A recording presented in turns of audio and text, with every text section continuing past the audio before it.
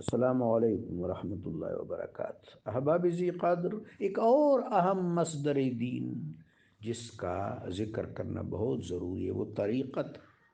میں یہاں یہ بات مینشن کر دوں کہ صحابہ اکرام رضی اللہ تعالیٰ عنہ کے دور میں یہ جو علمی مناصب ہیں، مراتب ہیں، یہ الگ الگ مشخص نہیں تھے۔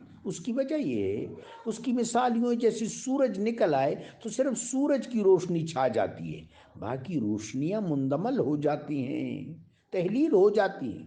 صحابیت اتنا بڑا شرف ہے، میرے آقا و مولا علیہ الصلوۃ والسلام کے دامن اطہر سے اتنا قریبی تعلق، اتنا بڑا شرف ہے کہ اس کے سامنے سارے منصب، سارے مراتب، سارے شرف بالکل ناپید ہو جاتے ہیں، معدوم ہو جاتے ہیں۔ لہٰذا ہم اس طرح نہیں کہتے کہ فقیہ حضرت عبداللہ بن مسعود رضی اللہ تعالیٰ عنہ، صوفی حضرت ابو ذر غفاری رضی اللہ تعالیٰ عنہ، بس صحابی بڑا شرف ہے۔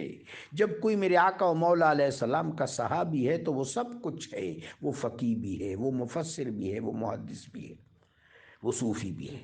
تصوف کیا ہے؟ آج کل کے دور میں بڑی غلط فہمیاں پھیلا دی گئی۔ مثلا ایک بڑی غلط فہمی کہ ہر قوم کے لوگ میں صوفی ہوا کرتے ہیں، بالکل صحیح ہے، لیکن یہ تصوف نہیں ہے، یہ سریت تصوف کی ایک برانچ ہے۔ اس کی وجہ اور اس کی بنیاد اور اس کی اساس کیا ہے کہ رب جلیل نے ہر شخص کی فطرت میں ہدایت کو ودیعت کیا ہے۔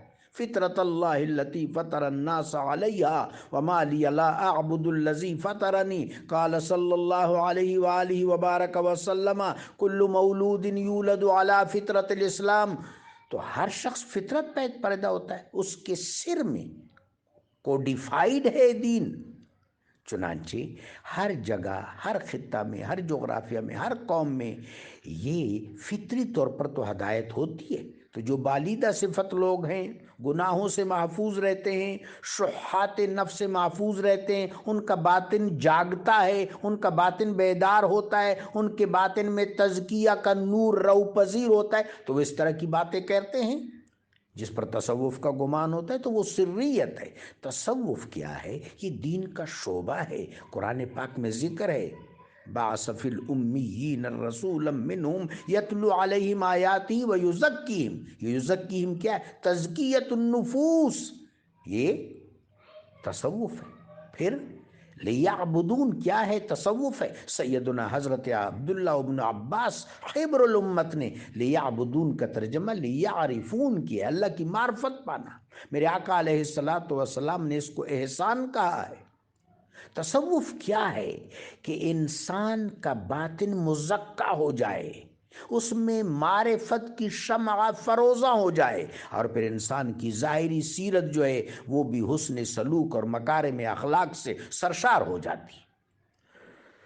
خدائے کریم و جلیل ان تمام مضامین کے حوالے سے ہمیں اس المودت گروپ میں اپنی توفیق سے حبیب پاک علیہ الصلوۃ والسلام کے لطف نظر سے، نگاہ کرم سے کاوش کرنے کی توفیق دے، اور ہمارے اس گروپ کا ایک اہم اور نہایت ممتاز، ممیز، ذی شان جو منصع فکر و اظہار ہے وہ مودت ہے، شان اہل بیت علیہم السلام۔ جزاکم اللہ۔